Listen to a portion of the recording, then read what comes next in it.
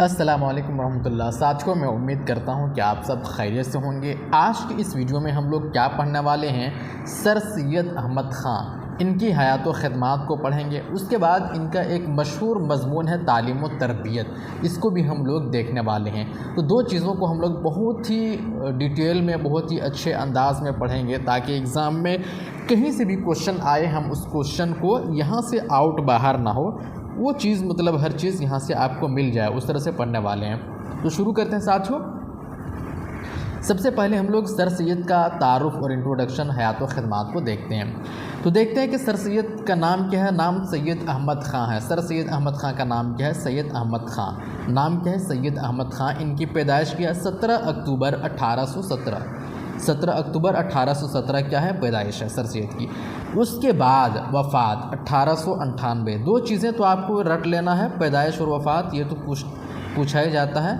1898 क्या हो गया? वफ़ात हो गया। ठीक है। उसके बाद ख़िताब, सर सैयद का ख़िताब क्या है? सर सैयद का ख़िताब सर है। अब इनके तसानीफ़ में क्या क्या है आगे हम लोग पूरा डिटेल के साथ देखते हैं, फिर भी देख लेते हैं। यहाँ पे असारुस्सनादीद, असबाब बगावत हिंद, सरकशी ज़िला बिजनौर, ये सर सैयद के तसानीफ़ में से हैं। ठीक है।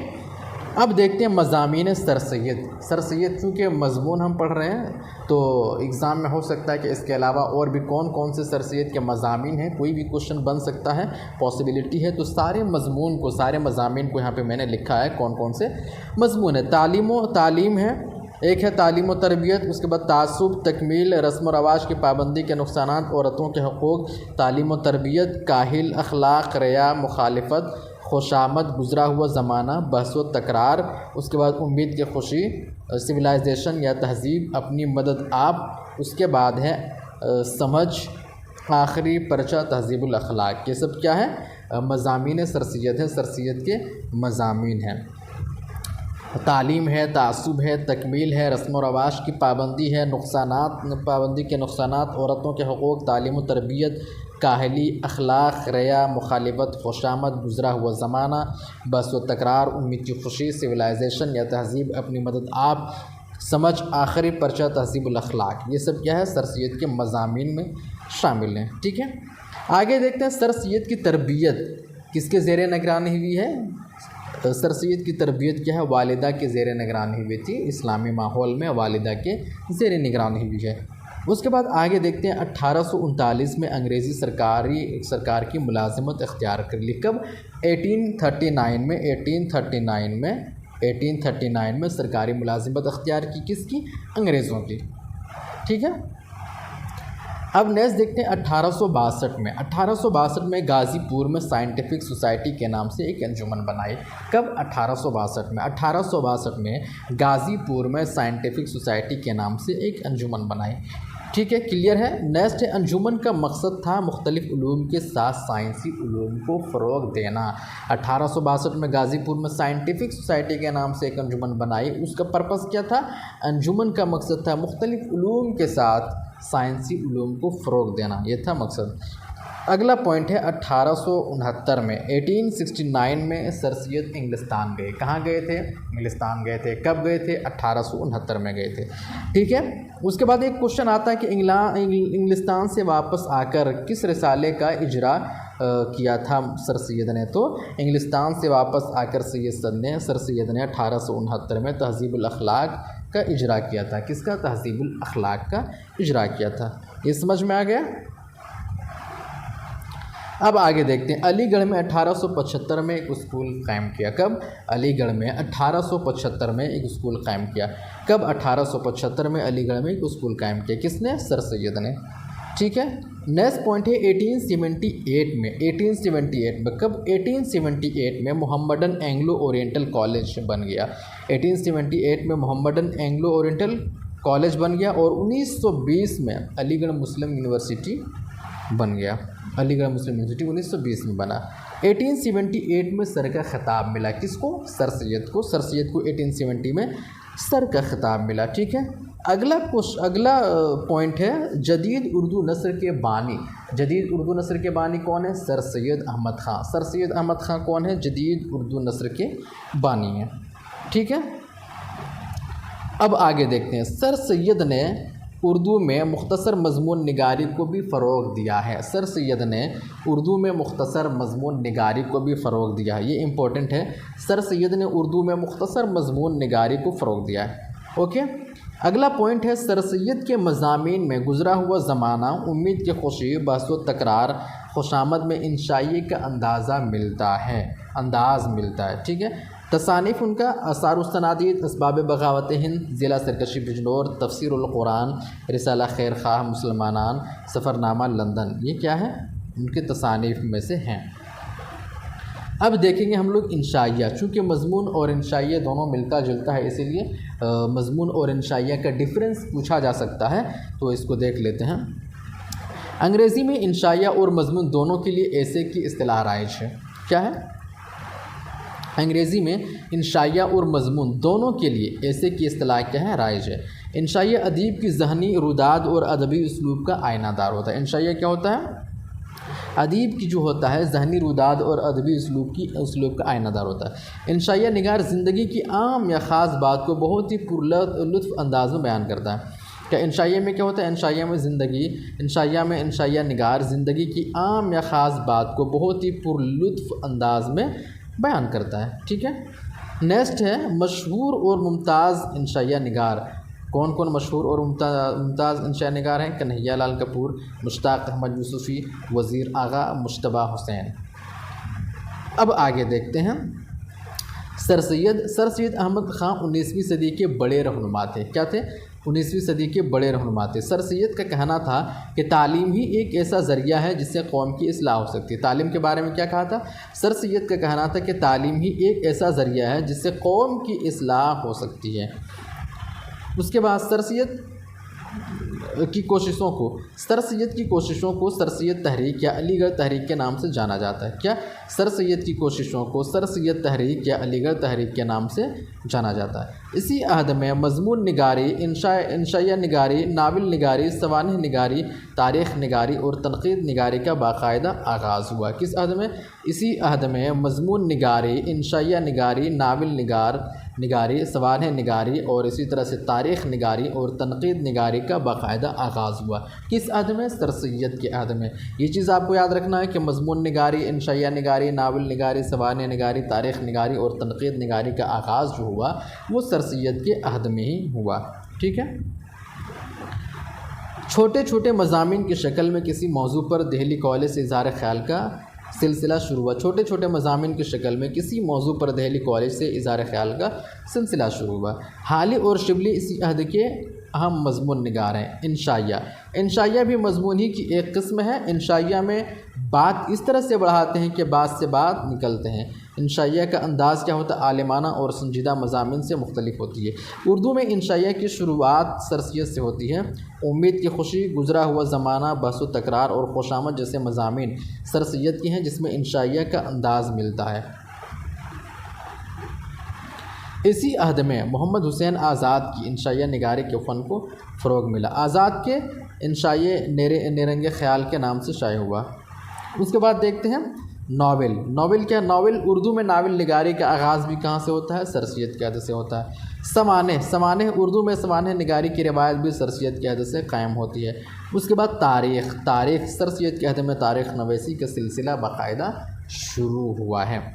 उसके बाद आगे देखिए, सर सैयद की आसार सनादीद तारीख़ सरकशी ज़िला बिजनौर और असबाब बगावत हिंद तारीख़ी किताबों के दायरे में आती हैं। तनक़ीद क्या है? तनक़ीद उर्दू में तनक़ीद निगार का आगाज़ भी बाकायदा सर सैयद से होता है। उर्दू में तनक़ीद निगारी का आगाज़ भी बाकायदा किससे होता है? सर सैयद से होता है। ठीक है, उर्दू के पहले तनक़ीद निगार हाली हैं। अगर आपको ये PDF चाहिए, ये जो भी PDF मैंने बनाया है, प्रिपेयर किया, अगर ये चाहिए तो आप 9546621479 में क्या कीजिए, व्हाट्सअप कीजिए, आपको PDF मिल जाएगा। अब हम लोग देखते हैं तालीम और तरबियत, जो सर सैयद का मज़मून है तालीम और तरबियत, इसको पढ़ने वाले हैं। ठीक है, एक मुसन्निफ़ की एक बात को हम अपनी तर्ज पर अपने लफ्ज़ों में बयान करते हैं। तालीम और तरबियत को हम माना समझना बड़ी गलती है। क्या कह रहे हैं सर सैयद? तालीम और तरबियत को हम माना समझना बड़ी गलती है। ये कहना कि दोनों एक चीज़ है, तालीम भी और तरबियत भी दोनों एक चीज़ है, वो गलत है। ये दोनों अलग अलग चीज़ें हैं। ये कौन कह रहे हैं? सर सैयद कह रहे हैं। बल्कि वो जुदा जुदा दो चीज़ें हैं जो कुछ कि इंसान में है उसको बाहर निकालना, इंसान को तालीम देना है। यानी इंसान के अंदर ऑलरेडी जो मौजूद है, जो चीज़ें मौजूद है, इनहेरिट है, जो चीज़ें उसके अंदर है, उसी चीज़ को उससे बाहर निकालना, उसी को क्या कहते हैं, तालीम देना कहते हैं। और उसको किसी काम के लायक करना, उसकी तरबियत करना कहते हैं। और उसको किसी काम के लायक करना, यानी वो जो इंसान है उसको किसी काम करने के लायक बनाना, उसी को क्या कहते हैं, तरबियत करना कहते हैं, जिसको ट्रेनिंग कहते हैं। मसलन जो क़ुव्वतें कि खुदा ताला ने इंसान में रखी है, उनको तहरीक देना और शगुफ्ता व शादाब करना इंसान की तालीम है। और उसको किसी बात का मखज़न और मजमा बनाना उसकी तरबियत है। और उसको किसी बात का मखज़न और मजमा बनाना उसकी क्या है, तरबियत है। ठीक है। इंसान को तालीम देना दर हकीकत किसी चीज़ का बाहर से उसमें डालना नहीं है। यानी इंसान को तालीम देना दर हकीकत किसी चीज़ को बाहर से ला कर के उसके अंदर डालना नहीं है, बल्कि ऑलरेडी उसके अंदर जो चीज़ें मौजूद हैं उसको बाहर निकालना तालीम कहलाता है। यह है तालीम। ठीक है। बल्कि उसके सूतों को खोलना और अंदर के सरजी चश्मा के पानी को बाहर निकालना, जो सिर्फ अंदरूनी क़ुवाए को हरकत क़ुव्वतों को हरकत में लाने और शगुफ्ता व शादाब करने से निकलता है। और इंसान को तरबियत करना, उसके लिए सामान मुहैया करना और उसे काम का लेना है। जैसे जहाज़ तैयार होने के बाद उस पर बोझ लादना और हवज़ बनाने के बाद उसमें पानी का भरना। बस तरबियत पाने से तालीम का भी पाना ज़रूरी नहीं है। क्या कह रहे हैं, तरबियत पाने से तालीम का पाना, ये सब पॉइंट है। तरबियत पाने से क्या तालीम का पाना ज़रूरी है, तो ज़रूरी नहीं है।